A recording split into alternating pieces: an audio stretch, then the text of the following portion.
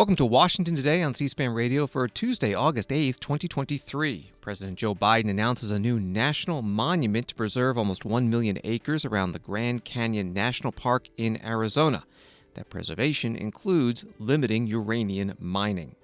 Former President Donald Trump, who's seeking the Republican presidential nomination in 2024, campaigns in New Hampshire focusing on veterans issues and also addressing the criminal indictments he is facing. The latest charging him with trying to illegally overturn his loss to Joe Biden in 2020. We'll also hear from former Republican Congressman Fred Upton, who voted to impeach Donald Trump after the attack on the U.S. Capitol, January 6, 2021. First Lady Jill Biden hosting a back-to-school cybersecurity summit with the goal of safeguarding personal data of students and teachers from hackers. NASA Administrator Bill Nelson talks about the return to the moon mission, Artemis II, and the space race competition between the U.S. and China. And the number 2 diplomat at the State Department travels to Niger in West Africa, meeting with the military leaders who have seized power from the president of that country, but reports are that little progress is being made to resolve the standoff peacefully. Associated Press reports that President Joe Biden is setting out on a Western swing aimed at showcasing his work on conservation, clean energy, and veterans' benefits as he seeks to draw an implicit contrast between his administration's accomplishments and former President Donald Trump's legal troubles. President Biden's first stop will be the Grand Canyon, where he's expected to announce plans for a new national monument to preserve more than 1 million acres and limit uranium mining. After Arizona, he will travel to New Mexico and Utah. That from Associated Press. At the Grand Canyon, he did name that monument. The official name is in the languages of the Havasupai and Hopi tribes. It translates to Ancestral Footprints of the Grand Canyon National Monument. The first time I saw the Grand Canyon years ago, I was a young senator. As I stood there and looked out, a phrase came to mind. It was instinctive. I said, this is God's cathedral. That's what it reminded me of. It just is so magnificent. As a matter of fact, I said 9. It's one of the 7 wonders of the world. And so today I'm proud to use my authority under the Antiquities Act to protect almost 1 million acres of public land around Grand Canyon National Park as a new national monument.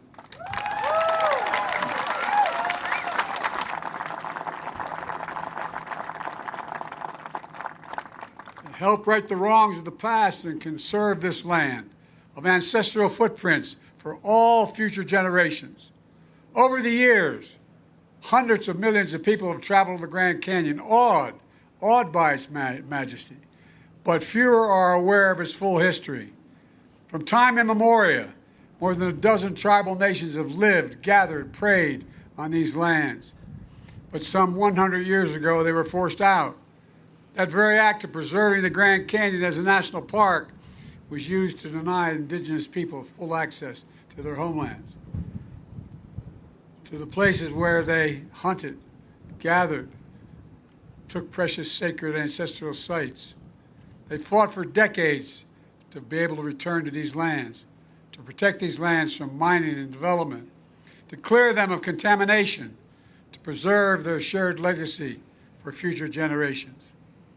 I made a commitment as president to prioritize respect for the tribal sovereignty and self-determination, to honor the solemn promises the United States made to tribal nations to fulfill federal trust and treaty obligations.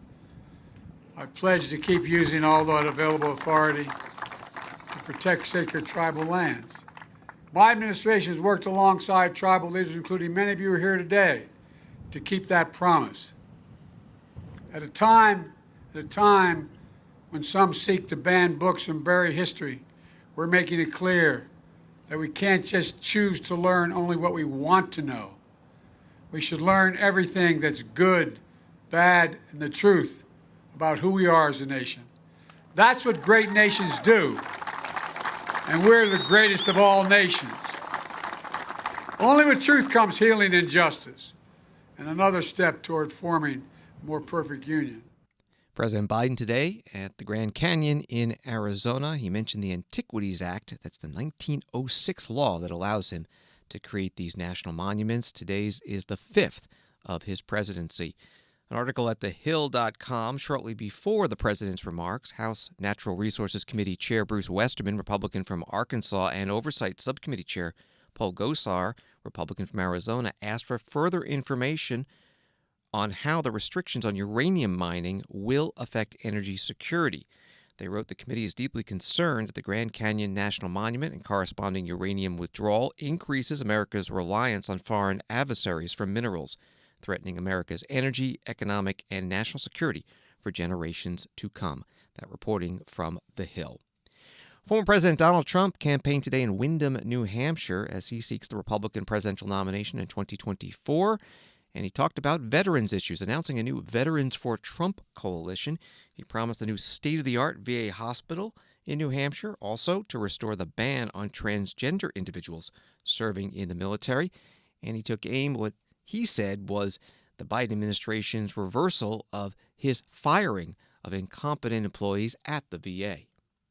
In a few short years, we turned the VA from a national embarrassment into a national example of devotion and service and loyalty to the American veteran. It was amazing, an amazing thing and an amazing success. So we got it done pretty quickly. Once we got the legislation passed, I would say it moved along very quickly. Sadly, crooked Joe Biden, and that's what he is. He's a stone-cold thief.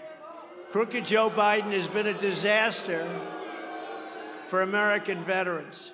As one of his first acts in office, Biden gutted my historic VA reforms. He gutted them out, making it easier to remove bad VA employees from the job. And in a shocking act of betrayal of America's veterans, as well as the tens of thousands of dedicated professionals, and you do have great professionals at the VA, crooked Joe Biden is in the process of not removing people, but reinstating 5,000 of the 10,000 people that we fired who were fired for good reason, including statism and this, who were fired for very good reasons, and they want to give them back their full pay. They want to give them their jobs back, and we were very careful about that. We didn't get rid of people haphazardly. We got rid of people that were not doing their job, some really in bad cases, and some they just weren't doing their job. They didn't care. They didn't show up to work.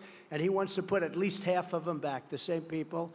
And it'll cost over $200 million to do that. I'd rather give the money to you directly. It's a lot better. It's amazing. I mean, it's amazing. It breaks your heart. It breaks your heart. That was such a big thing, and now they want to put a lot of those people back. Joe Biden puts bureaucrats first, I put veterans first, and I put America first. Former President Donald Trump in New Hampshire, which is expected to hold the first Republican presidential primary in early 2024. Donald Trump seeking the nomination to be reelected to the White House. This is his fifth trip to New Hampshire since announcing his candidacy 10 months ago, and the first since the latest criminal indictment he is facing. He's accused of illegally taking steps to reject the will of the American voters in the 2020 presidential election, reverse Joe Biden's victory, and stay in office. Last night, Donald Trump's lawyers filed motions against the protective order that prosecutors are seeking to prevent him from disclosing confidential evidence in this federal criminal indictment. Prosecutors point to statements that Donald Trump continues to make and post attacking the Justice Department, special counsel, and judge, which could be interpreted as some intimidation of potential witnesses. Donald Trump's lawyers say a broad protective order would violate their client's right to free speech. The judge has indicated she wants to settle this matter this week. Donald Trump spoke about his indictments today in New Hampshire. The profanity he used has been removed. How can my corrupt political opponent, crooked Joe Biden, put me on trial during an election campaign that I'm winning by a lot, but forcing me nevertheless to spend time and money away from the campaign trail in order to fight bogus, made-up accusations and charges? That's what they're doing. I'm sorry, I won't be able to go to Iowa today. I won't be able to go to New Hampshire today because I'm sitting in a courtroom on bull because his attorney general charged me with something. Terrible. Donald Trump in New Hampshire today. Former Republican Congressman Fred Upton of Michigan was one of the Republicans in the House that voted to impeach Donald Trump after the January 6, 2021 attack on the U.S. Capitol during the counting of the 2020 presidential electoral college votes. Fred Upton was interviewed today by the Washington Post. Well, let's get right to the news. Donald Trump was indicted for a third time last week, this time on charges that he tried to subvert the results of the 2020 election. You said this indictment was, quote, totally justified the vote I cast, meaning your vote to impeach Mr. Trump for those actions. Why do you feel vindicated? Well, we saw it firsthand. I mean, those of us that were there in the Capitol that day, and talking to the officers afterward, watching them, casting a vote at 8 o'clock or so when the House came back after we had adjourned because of all the insurrectionists that were there. But the bottom line was he really did try to discount or not allow the counting of the electoral votes on January 6th. We see the conspiracy charges with the fake electors. I have every reason to believe that was directed by someone within his administration. I've read the indictment that came out this last week.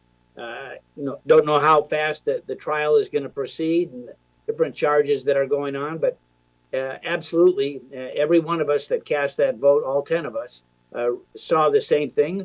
And you got to remember, too, right after January 6th, the president said in his own words, I did everything totally appropriate. I don't know if he'd say the same thing today, but that was one of the bottom lines why I voted to impeach him back then. Fred Upton was a member of Congress, Republican from Michigan from 1987 through 2023, interviewed today remotely by Jacqueline Alemany, Washington Post congressional reporter. You can find the full event at cspan.org. More Republican presidential campaign headlines. Candidate and former Vice President Mike Pence says he is qualified for the first presidential primary debate on August 23rd in Milwaukee, getting at least 40,000 unique donors and also getting the required 1% in a number of polls. A debate tracker at Politico.com says that 8 GOP candidates have qualified so far for that first debate. Mike Pence, Donald Trump, Ron DeSantis, Vivek Ramaswamy, Nikki Haley, Tim Scott, Chris Christie, and Doug Burgum. Ron DeSantis, also Florida governor, has announced he's replaced his campaign manager. TheHill.com describes this as the biggest shakeup yet for a candidate who has so far struggled to gain momentum in the polls. And on the Democratic side, Minion Moore has been named chair of the Democratic National Convention in 2024. She's a native of Chicago, where the convention will be held. She's also been the CEO of the Democratic National Committee and has worked for President Bill Clinton's White House and on Hillary Clinton's presidential campaign. This is Washington Today. An article from CNN, House Speaker Kevin McCarthy has been insistent House Republicans are still gathering evidence and have yet to decide whether to open a formal impeachment inquiry against President Joe Biden. But many House Republicans privately say it appears to be a foregone conclusion. President Biden will face an impeachment inquiry in the fall and could be just the fourth U.S. president ever charged with high crimes and misdemeanors, and that it might all happen by year's end. And that article from CNN. Speaker McCarthy, Republican from California, gave an interview Monday night with KBAK-TV, the CBS affiliate in his hometown of Bakersfield, California. Now, having followed and pulled on the strings, we now know that the Biden family created 20 shell companies when Joe Biden became vice president. We know that the Biden family got 16 of the 17 payments from Romania while he was still vice president. The president told us he had nothing to do with the Biden family's workings, but now we found out through the partner just last week that no, he literally called in. He had dinners, and after the dinners, the Biden family got a new Porsche. They got $3.5 million wired to them. So things seem to be happening here. We also found out where President Biden told us that his family got no money from China. We now know that, yes, they did get money from China. We now know that the FBI, from one of their most prominent informants, was warned that they were told a number of years ago that they had to bribe Joe Biden. So this just raises a lot of questions. We now know that Attorney General Garland has said one thing in the investigation of Biden, but the IRS whistleblowers say something else happened. So what we're trying to find is who lied and what are all the truths. An impeachment inquiry is not an impeachment. It only empowers Republicans and Democrats in Congress to be able to get the answers they need. Now, I get getting the answers, but if you go further into those questions, does that divide the country even further? And what about the constituents here in Kern County? Is that what they want? Well, the one thing I would tell you, I would never want to divide the nation. I want to unite them. And what's interesting to me, as a member of Congress, if you were told, having not known any of this before, that an informant the FBI has says Biden has been bribed, that the president said he had nothing to do with the businesses, but now we found out he did take action and he got paid from it. You have IRS agents who have been stellar individuals come through and say they got treated differently, the Biden family. I mean, anyone that's ever been investigated from the IRS, have you ever let the statute of limitations run out on what they're investigating you on? The government itself? No. The rule of thumb is even if you get close, you have to extend that. So what's concerning to constituents, regardless of where you are, they just want answers to the questions. They don't want a pay-to-play system, so if that's not true, show us. They don't want a government that goes after people simply because of their political beliefs. We want an equal justice. You know, Congress is directly across from the Supreme Court, and there is a statue there of Lady Justice. She's blindfolded, she has a scale, and it's supposed to weigh evenly. That's the way I want to represent my constituents. Fairness. House Speaker Kevin McCarthy, Republican from California, interviewed by a TV station in his district in Bakersfield, California. Vice President Kamala Harris was in Philadelphia today talking about infrastructure, including the I-95 bridge portion collapse from June after a deadly tanker fire underneath that portion. And the temporary roadway is in place while work continues on a permanent fix. The vice president celebrating that the temporary bridge was finished in just 12 days. Vice President also there to announce a minimum wage increase for some construction workers on federal projects. So as many of you know, for nearly a century, wages for workers on federal projects have been set by a law called the Davis-Bacon Act. So Davis-Bacon standards help determine the hourly wage for millions of American workers, union workers and non-union workers alike. But here's the problem. Those standards have not been updated for 40 years. And as a result, many workers are paid much less than they deserve, much less than the value of their work.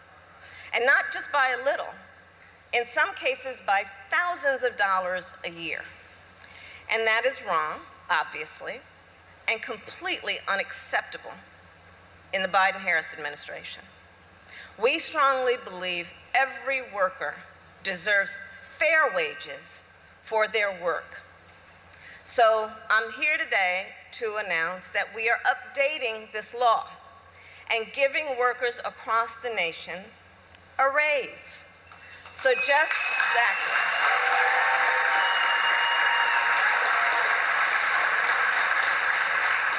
So as just one example, right now, a heavy equipment operator on federally funded construction projects, let's say in Allegheny County, might earn $17 an hour. After today, that worker could earn up to $28 an hour. Right.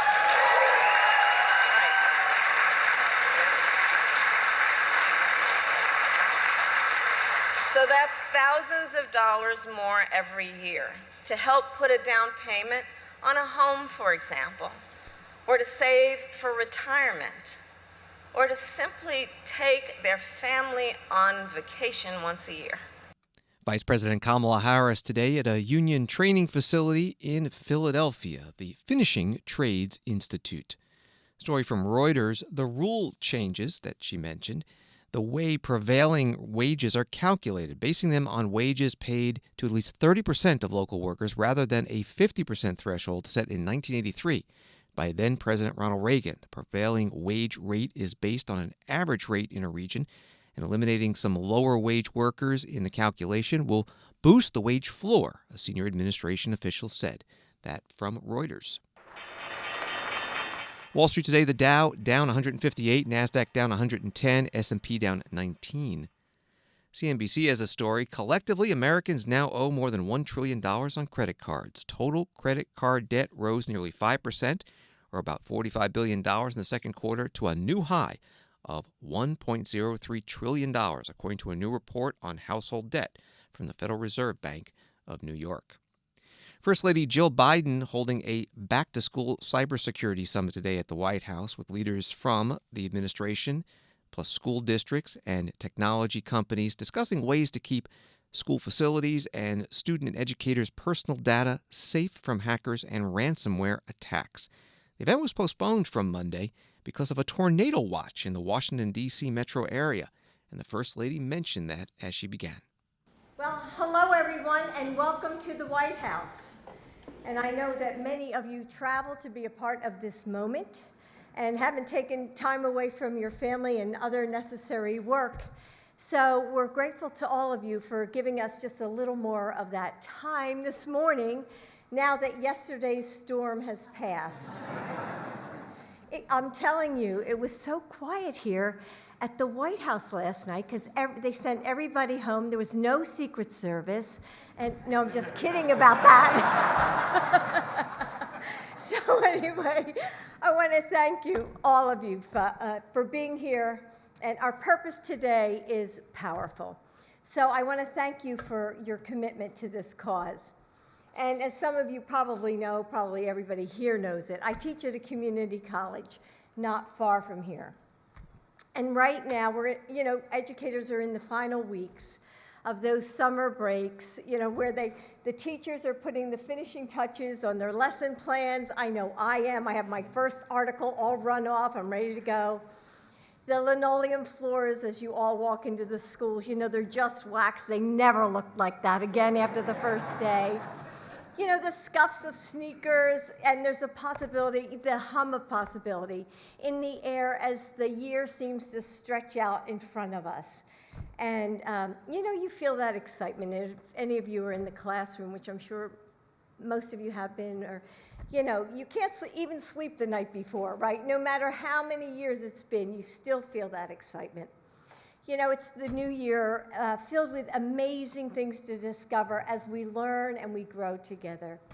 And with each new semester, technology becomes a more indispensable part of making sure that our students' imaginations can soar and ensuring that administrators can run their schools smoothly and safely.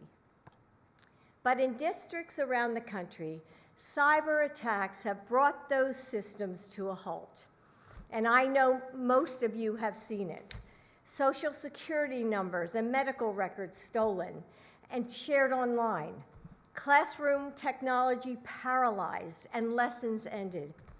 So if we want to safeguard our children's futures, we must protect their personal data. And that's why my husband, Joe, is bringing together experts from across his administration to help strengthen cybersecurity for our elementary, middle, and high schools. First Lady Jill Biden at today's White House Summit. Also there, the Education Secretary and Homeland Security Secretary, and you can find all their remarks and the panel discussions on ways that schools can enhance their cybersecurity at cspan.org. The website The 74, which says that it's called that because it focuses on education news and refers to 74 million school children in the U.S., has an article, "Schools are now the single leading target for hackers, outpacing healthcare technology, financial services, and manufacturing industries," according to a global survey of IT professionals released last month by the British cybersecurity company Sophos, and that it can take as long as 9 months for districts to recover from cyber attacks, according to a 2022 Government Accountability Office report, and can cost them as much as $1 million to respond. Some new rules for which reporters can have access to the White House with what's called a hard pass versus a daily pass.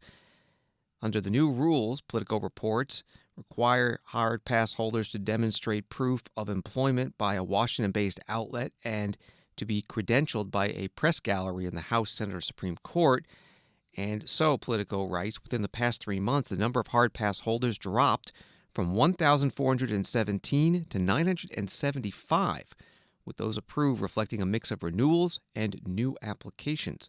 The White House Press Secretary Karine Jean-Pierre was asked about this on the flight on Air Force One Monday night from Washington, D.C. to Arizona. The administration has revoked 500 press hard passes under the new rules. How can this administration say it supports freedom of press when you've revoked a third of the press hard pass, or a third of the press hard passes out there? Because what you just laid out, we don't believe to be true, and what our purpose and what we've tried to do here.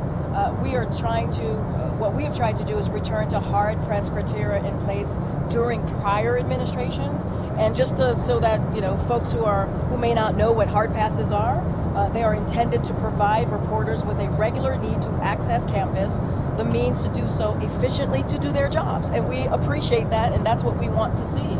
So unfortunately, the absence of guidelines, hard passes have been issued to people who were not using them, and so creating an unwildly system and unnecessary risk. So in fact, here's what we have been able to see is at the time we initiated this process, roughly 40% of hard passes holders had not accessed the White House complex in 90 days. Over the last 3 months, what we've been able to do is we have processed more than 975. That's nearly 1,000 hard passes renewals and applications, which is more than 2/3 the number of hard passes that previously existed. So it's also important to remember that, as always, media without hard passes is going to continue to have access to the White House. They can request day passes to access the White House for briefings and events going forward. So we think this demonstrates that we led a thoughtful and thorough process that preserves robust media access to campus for everyone who needs it, whether it would be a hard pass or a day pass. And this is something that has taken us more than a year to think through. We gave folks 3 months, and I mean, processing 970 hard passes, almost 1,000 that our poor wranglers have had to manage and deal with. That's not a small number. Some of the people who had their press passes revoked are considering filing a lawsuit against the administration, arguing that by requiring a Senate pass, the executive branch is ceding its authority to the legislative branch in violation of the Constitution. Do you have a response to that? I'm not going to speak to any potential or hypothetical lawsuits. I'm just not going to speak from that.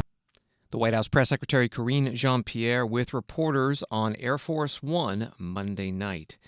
Among the reporters who no longer have a White House hard pass, Simon Ateba, correspondent for the website Today News Africa, who, according to a Politico article, has gained a new level of infamy and in conservative media circles fame for frequently interrupting the daily briefing by shouting at Press Secretary Karine Jean-Pierre. Washington Today continues in a moment. When citizens are truly informed, our republic thrives. Get informed straight from the source on C-SPAN. Unfiltered, unbiased, word for word. From the nation's capital to wherever you are. Because the opinion that matters the most is your own. This is what democracy looks like. C-SPAN, powered by cable.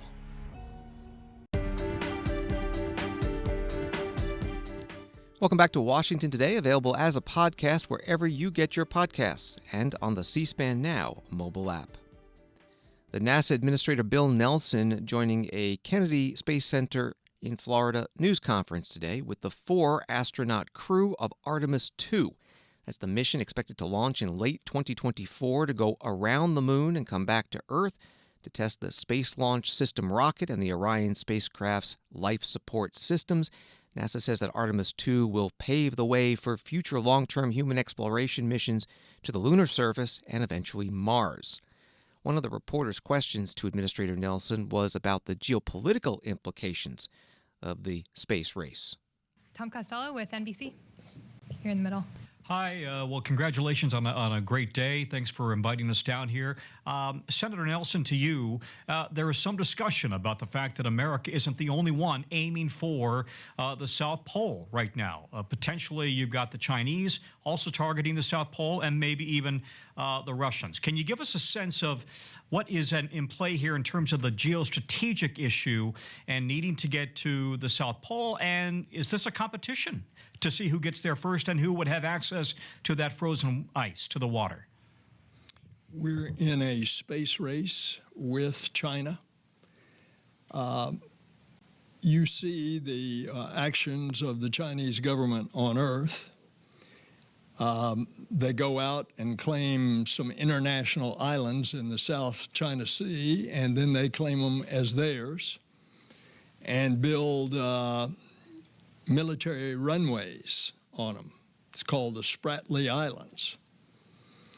So we want to make sure that the ideals of the Artemis Accords, which now have 28 countries have signed, and there will be others that will be shortly following, those ideals that we have the peaceful and cooperative uses of space together internationally. That's basically the framework of the Artemis Accords. So naturally, I don't want China to get to the South Pole first with humans and then say, this is ours, stay out, like they've done with the Spratly Islands. You look at pictures of the South Pole, it's not like what you saw where Neil and Buzz were landing, constantly lit from the sun, a few craters here and there. The South Pole of the moon is pockmarked with deep craters. And because of the angle of the sun coming in, most of those craters are in total darkness the entire time. So it lessens the amount of area that you can actually land on and utilize. And if indeed we find water in abundance there that could be utilized for future crews and spacecraft, we want to make sure that that's available to all, not just to one that's claiming it. Now, you mentioned Russia. As a matter of fact, Russia has just launched a probe to land on the South Pole. We wish them well. As you know, we've had a cooperative relationship with Russia ever since 1975 in Apollo-Soyuz.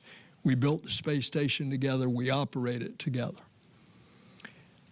But I don't think that a lot of people at this point would say that Russia is actually ready to be landing cosmonauts on the moon in the time frame that we're talking about, going to the moon, or that possibly China would be. And so I think the space race is really, Tom, I think the space race is really between us and China, and we need to protect the interest of the international community for exactly the reasons I've laid out.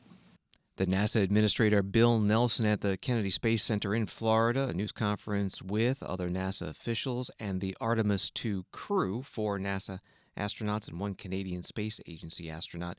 The reporter called him Senator Nelson. He's a former U.S. Senator, Democrat from Florida.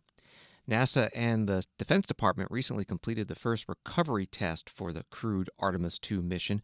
Off the coast of San Diego, the test simulated recovery of the Orion crew module and the safe removal of the crew. Again, Artemis II is tentatively scheduled for November of 2024. That's to go around the moon, and then actually landing on the moon, that'd be Artemis III. That could happen in 2025. More on Russia and China. A story from ABC News. The nearly dozen Russian and Chinese ships that sailed near Alaska's Aleutian Islands last week as part of a joint exercise leading the U.S. to deploy warships and aircraft to monitor the formation are now moving away from the region, according to 2 American officials. In response to the ships' movements near the island chain, 4 U.S. Navy destroyers operating in the Pacific Ocean had monitored the ship's movements from various distances, one of the officials said, and both officials stressed that the 11 Russian and Chinese ships remained in international waters and did not sail into U.S. territorial waters, which stretch out 12 miles from the Alaskan coastline. That from ABC News. Senator Dan Sullivan, Republican from Alaska, was interviewed about this Monday night on KTUU-TV in Anchorage. Well, this is something we've been monitoring for quite some time, and Senator Murkowski and I got a classified briefing a few days ago. This is an unprecedented, very large 11-warship joint naval task force between Russia and China. In that regard, it's unprecedented. And they've been traveling around, and we're focused on Alaska. Now, Mike, this is unprecedented in terms of size and scope, But also it's something that actually happened with a smaller group last year. And what happened last year after this happened, the response I thought was quite tepid. I love our Coast Guard, but we sent one Coast Guard cutter to try to monitor this large joint task force. So when I met with our military officials after that, I said, look, we need to do a much better job to send a much more robust response, especially given how important Alaska is for our country. So to the credit of our military leaders, this time they did send, as you mentioned, 4 destroyers and some U.S. Navy P-8s that were actually here at J-Bear. So that was a much better response, but this is something that, in my view, is going to continue until we have our own military buildup, our military assets, military infrastructure, something that I've been pressing our military for years on, how important Alaska is, our strategic location. As you know, the father of the U.S. Air Force, Billy Mitchell, called Alaska the most strategic place in the world. And I think this weekend, hopefully, is going to be a wake-up call for Pentagon leaders on continuing the military buildup here. But this is something I think we're going to see more of as China and Russia continue to work together, and it's certainly a more dangerous world. Senator Dan Sullivan, Republican from Alaska, interviewed on KTUU-TV in Anchorage Monday night. Story at BBC, Russia's Wagner mercenary group is taking advantage of instability in Niger. U.S. Secretary of State Antony Blinken has told the BBC. The country has been ruled by a junta following the ousting of President Mohamed Bazoum nearly 2 weeks ago. There have been suggestions the coup leaders have asked for help from Wagner, which is known to be present in neighboring Mali. Mr. Blinken said he did not think Russia or Wagner instigated Niger's coup. That from BBC. The U.S. Acting Deputy Secretary of Defense Victoria Nuland has traveled to Niger, meeting with senior officials from the coup and also other groups in the country. We got an update today from the U.S. State Department spokesperson Matthew Miller in Washington. After Acting Deputy Secretary Nuland's meetings yesterday, do you guys have any idea where things are going?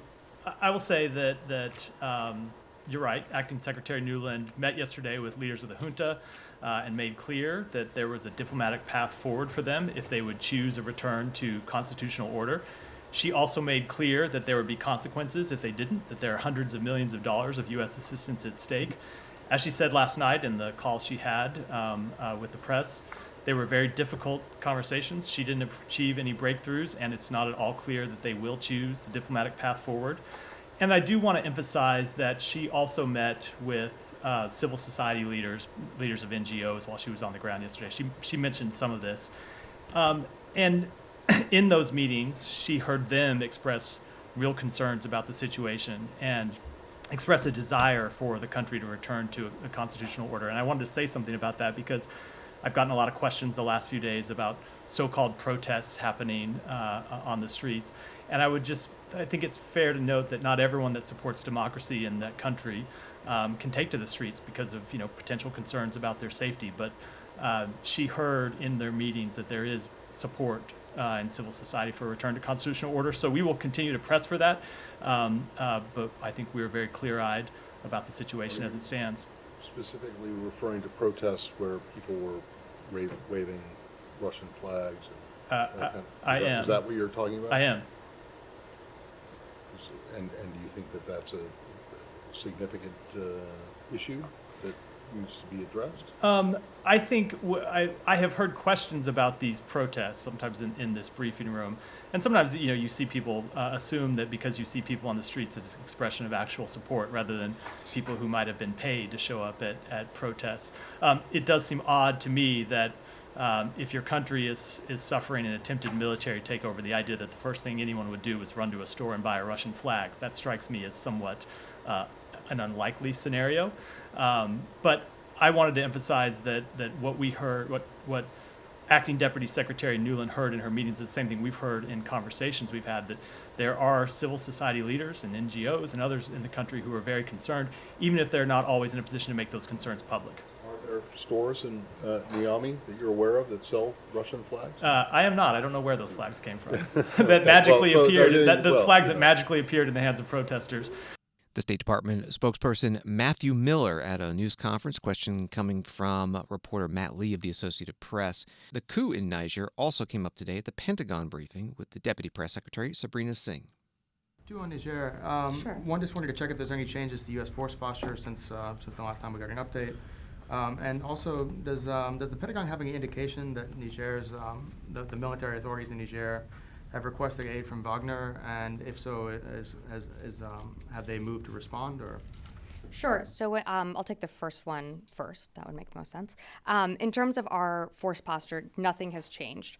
As you know, we have paused on an interim basis some security cooperation efforts, and we're not conducting military training right now as things remain pretty fluid within Niger. And we continue to monitor what's happening on the ground there, but nothing has changed in terms of our force posture or presence within Niger. And then on your second question on Wagner, we continue to see Wagner trying to take responsibility for activities that happen within Africa. We have seen no indications that they had anything to do with the events in Niger, and have not seen any assistance so far flow in from Wagner forces to Niger at this time. Great. Laura. Thanks, Sabrina. Yeah. Just wanted to ask, try again on Niger. Sure. The State Department put out a release on Friday saying that they had paused certain foreign assistance for Niger, and I'm wondering if you could tell us what the military security piece of that is. What are we currently doing? What are we currently not doing? And how, in particular, is that impacting operations at Agadez? Sure. So I won't get into all of the details in terms of our own security operations, but as I mentioned earlier to Will, we have paused our military training, and we have paused some additional security cooperation efforts. But again, this is an interim basis. This is just paused for now. We continue to monitor what's happening on the ground. There are over 1,000 troops, U.S. troops in Niger. And as we've said from the beginning, and I think you've heard from my State Department colleagues, we continue to urge for a diplomatic, a peaceful resolution to this issue. The Pentagon Deputy Press Secretary Sabrina Singh with reporters today. Story from Reuters, Niger was slapped with more sanctions on Tuesday, hours after its new military leaders rejected the latest diplomatic mission aimed at restoring constitutional order following a July 26 coup. Nigeria's president ordered the new sanctions through Nigeria's central bank. Tomorrow is the deadline for U.S. military veterans to file for PACT Act benefits that would be retroactive 1 year, August of 2022. The PACT Act, or Promise to Address Comprehensive Toxics Act, expands Veterans Affairs health care and benefits for veterans exposed to burn pits, Gulf War-related exposures, Agent Orange, radiation, and other toxins. Senator Patty Murray, Democrat from Washington State, is one of many members of the House and Senate posting video reminders. Stop scrolling. I have an important announcement for veterans exposed to burn pits and toxic substances. The deadline to apply or submit an intent to file for benefits is August 9th, in just a few days. If you are a veteran, here's what you need to know. VA-accredited veteran service organizations can submit a claim on your behalf for free.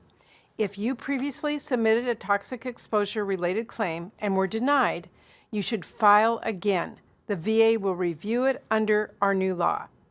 And active duty military personnel can also file a claim if they are within 180 days of discharge. These new benefits are part of the PACT Act, legislation I fought hard to get signed into law last year to expand VA health care and benefits for veterans who are exposed to toxic substances. Remember, just because you were exposed to toxic substances doesn't always mean you will notice symptoms.